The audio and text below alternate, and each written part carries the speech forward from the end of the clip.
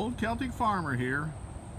You're looking at the new WoodMax TM86H, new addition to our little family.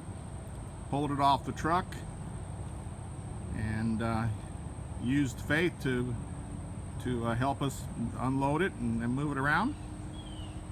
Now I'm going to put it together and we'll see how it works. Oh my, Faith has lost her back end. I disconnected the backhoe. We're going to install that WoodMax chipper. One word of caution, a word of safety. When you're running a tractor like this and you don't have any counterweights on the back end, be very careful how much weight you put in that front bucket.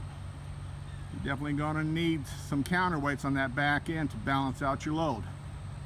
Remember, stay safe, be safe. Okay, there she is. I did it by myself, and I'm just an old man.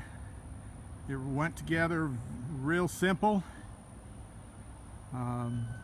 WoodMax did a lot of the work for me, so when they ship it to you, everything is ready to go. And so I hooked this. I did this all by myself. So you know, if you're thinking about getting one, you know, you can do it. So stay tuned.